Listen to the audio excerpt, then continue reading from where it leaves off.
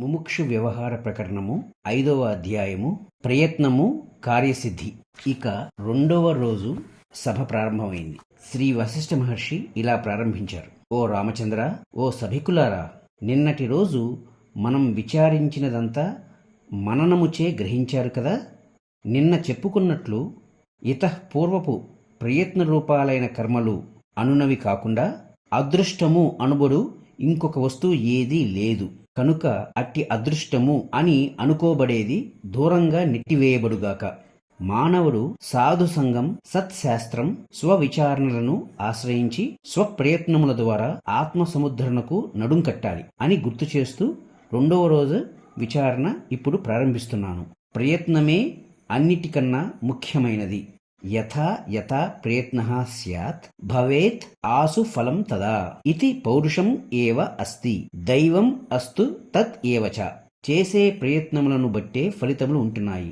అదృష్టము అన్నది కూడా పురుషకారమును అనుసరించే ఉంటోంది. ఈ లోకులు దుఃఖములు పొందుచున్నప్పుడు హా హతవిధి, ఎంత కష్టం అంటూ ఉంటారు. ఏదైనా సంతోషకరమైన విషయం ప్రాప్తించినప్పుడు ఓహో ఎంతటి అదృష్టం అని పలుకుచున్నారు. వారు అట్లు హతవిధి అని, అదృష్టము అని సంబోధించున్నది పూర్వకాలపు లేక పూర్వజన్మల పురుష ప్రయత్నములనే అయి ఉన్నట్లు మేము గ్రహిస్తున్నాం. అంటే దైవము లేక అదృష్టము అను పదములు పురుషకారమునే, పురుష ప్రయత్నములనే సూచిస్తున్నాయి. ప్రాక్తన కర్మలు అనగా పూర్వము చేసిన కర్మలు కాకుండా వేరుగా జీవుని నియమించగల దైవము అన్నది ఏదీ లేదు.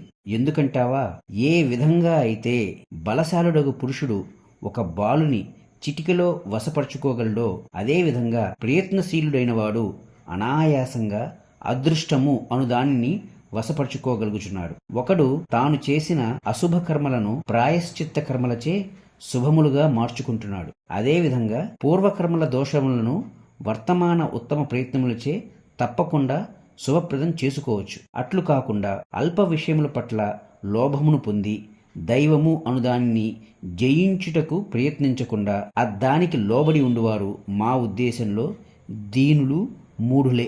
ఎప్పుడైనా వర్తమాన పురుష ప్రయత్నం విఫలమవుతోందంటే మనం నిన్నటి రోజు చెప్పుకున్నట్లు ఇతఃపూర్వపు వ్యతిరిక్త పురుషకారం ప్రబలంగా ఉన్నదని గ్రహించాలి. ఇక ఇప్పుడు శాస్త్ర విధిని, పెద్దలను ఆశ్రయించి ఏ ఏ ప్రయత్నములు ఉచితమో, ఉత్తమమో సద్విమర్శనాపూర్వకంగా నిర్ణయించుకోవాలి. మరల ప్రయత్నశీలురు కావాలి. ఒక గుత్తిలోని 2 పండ్లలో ఒకటి తీయగా మరొకటి పుల్లగా ఉంటే ఇందుకు ఆ ఫలభోక్త యొక్క ఇతఃపూర్వపు కర్మాచరణమే కారణం అని గ్రహించుటే ఉచితం. కానీ దైవముపై ఆపాదించుట ఉచితం కాదు. ఎందుకంటే సర్వసాక్షి, అకర్త, అభోక్త అగు పరమాత్మకు కర్మదోషం ఎలా అంటగట్టగలం? మహాప్రసిద్ధమగు పదార్థములు క్షయం పొందుతున్నప్పుడు కూడా ఇది క్షయకర్త యొక్క పురుషకారమే అని గ్రహించబడుగాక. ఈ జగత్తులోని ప్రతి అభివ్యక్తము వెనుక ప్రయత్నశీలత్వమే అంతర్లీనంగా ఉండి ఉన్నది. ప్రతి జీవుని యందు ప్రతి క్షణం ప్రాక్తన, ఆద్యతన. ప్రాక్తన అంటే ఇతఃపూర్వం చేసిన ప్రయత్నములు, ఆద్యతనము అంటే వర్తమాన ప్రయత్నములు. ప్రతి క్షణం ప్రాక్తన, ఆద్యతన పురుషకారములు ప్రతి జీవుని యందు ఒకదానితో మరొకటి సంఘర్షణ పడుచుండగా అందులో అధికమైన బలము గలది గెలుస్తోంది. రామ, ఒక ఉదాహరణతో చెప్తాను. ఒకానొక రాజ్యంలో రాజవంశం నశించింది. అక్కడి మంత్రివర్యులు తమ రాజును నిర్ణయించుకోవలసి వచ్చింది. వారు ఒక శుభమైన రోజున ఒక మంగళ ఏనుగును అలంకరించారు. దాని తొండమునకు ఒక పూలమాల అందించి రాజవీధిలో వదిలారు. అనేక ప్రదేశముల నుండి తండోపతండములుగా వచ్చి జనులు ఆ వీధిలో గుమిగూడి ఉన్నారు. ఆ ఏనుగు ఒకానొక భిక్షకుని మెడలో ఆ దండను వేసి రాజుగా చేసింది. ఆ భిక్షకుడు చాలా కాలం రాజ్యం పాలించాడు. ఇప్పుడు ఈ సంఘటనలో కూడా అంతా దైవమే చేశాడు అనటం భావ్యం కాదు. ఇందులో మంత్రుల యొక్క, పౌరుల యొక్క, ఏనుగు యొక్క, రాజశాసనం యొక్క ప్రయత్నశీలత్వమే, పురుషకారమే అట్టి సంఘటనకు కారణమైనది. వారి సమానాభిప్రాయ బుద్ధి, అందుకు సంబంధించిన ప్రయత్నమే భిక్షకుని రాజుగా చేసింది. ఇక భిక్షకుడు అంతకుముందు చేసి ఉన్న ప్రయత్నములను మనం చూడలేం కనుక ఇది దైవమే చేశాడు అనే పదప్రయోగం చేయటం జరుగుతోంది. అంతేకాని ఈ సంఘటనలో దైవము పాల్గొన్నది ఎక్కడా?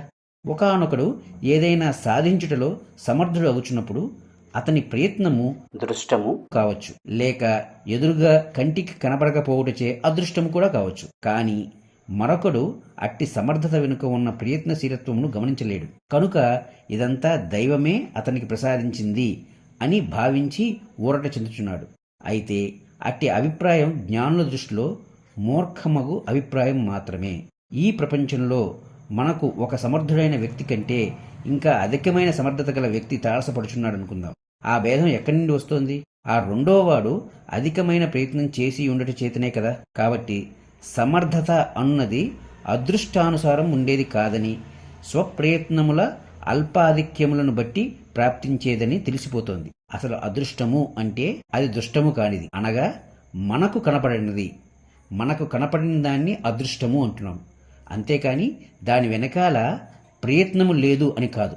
కార్యము ఉన్నది అంటే దానికి కారణం ఉండాలి కదా. ఆ కారణమే ప్రయత్నము. ఈ వర్తమానం నందు ఆశ్రయించబడు ప్రయత్నములచే ఇతఃపూర్వపు దుష్కర్మల సంస్కారమును జయించివేయవచ్చునని అనుకున్నాం కదా. అయితే వర్తమానపు శుభ ప్రయత్నములను ఇతఃపూర్వపు అశుభ ప్రయత్నముల ఆకర్షణ ఓడించకుండా చూచుకోవాలి. ఉత్తమమ్మగు లక్ష్యము నుండి చలించని వాడే విజయమును పొందుచున్నాడు. ఎప్పుడైనా సరే ఈ ప్రాక్తన వర్తమాన పురుషకారములు రెండిటిలో, అనగా ఇతఃపూర్వపు మరియు ప్రస్తుత ప్రయత్నములు రెండిటిలో ఐహిక అనగా వర్తమాన పురుషకారమే అధిక బలమైనదిగా భావించాలి.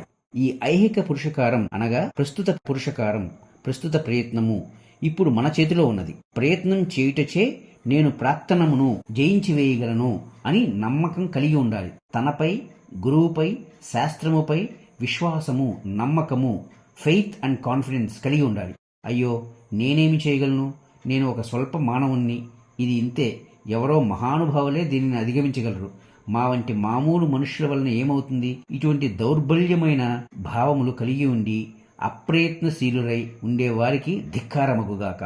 ఓ రాఘవ, ఒక రైతును గమనించి చూడు. అతడు సంవత్సరమంతా కష్టపడి పండిస్తాడు. ఒక్కొక్కసారి ఒకరోజు వచ్చిన తుఫాను తాకిడికి చేతికి వచ్చిన పంట అంతా దెబ్బతింటుంది. అతడు కొద్ది క్షణాలలో నిరుత్తరుడవుతాడు. అయితే అట్టి నిరుత్సాహమునందే కృంగిపోయి ఊరుకుంటున్నాడా? లేదు. మరల విత్తులు ఎక్కడా, నాగలి ఎక్కడా అంటూ పునఃప్రయత్నశీలుడై మంచి పంటను సాధిస్తున్నాడు. వర్షము యొక్క పురుషార్థము వలన దెబ్బతిన్న ఆ రైతు స్వకీయమైన పురుషార్థముచే తిరిగి పుంజుకుంటున్నాడు. అట్లే ప్రతి జీవుడు ఇందలి పాఠమును గ్రహించాలి. అధిక ప్రయత్నం చేసేవాడు విజయం తప్పక సాధిస్తాడు. అధిక ప్రయత్నం చేసేవాడు విజయం తప్పక సాధిస్తాడు. అదేవిధంగా ఒక వ్యాపారస్తుడు కష్టపడి ఆర్జించిన విత్తమంతా నష్టపోయినప్పుడు కూడా ఏం చేస్తున్నాడు? తిరిగి ప్రయత్నించి లాభములు ఆర్జించడానికి నడుం కట్టుచున్నాడు కదా. అట్లు ప్రయత్నించుటే ఉచితం. అట్లా కాకుండా దుఃఖించుచు కాలం గడపడం, ప్రయత్నమును త్యజించడం ఉచితం ఎట్లా అవుతాయి? అనువు కాని చోట, చేయగలిగినదేమీ లేని చోట దుఃఖించడం అనవసరం, నిష్ప్రయోజనం కూడా. అట్లు దుఃఖించ తలచుకుంటే అనివార్యమైన మృత్యువు గురించి కూడా మననం చేస్తూ ప్రతిరోజు కొంచెం సేపు ఓ మూల కూర్చుని మనం దుఃఖించాలి. అట్లా చేస్తున్నావా? లేదు కదా. కాబట్టి ఇప్పటికిప్పుడు ఏది చేయగలమో, ఏది చేయలేమో విచారించి, ఏది చేయలేమో దాని గురించి బాధపడటం అనవసరం. చేయగలిగినట్టు ఉత్తమ ప్రయత్నమునకై వెతకి దానిని విధి విధానముగా శ్రద్ధతో, సదవగాహనతో నిర్వర్తించుటయే మనం ప్రస్తుతం చేయవలసినది.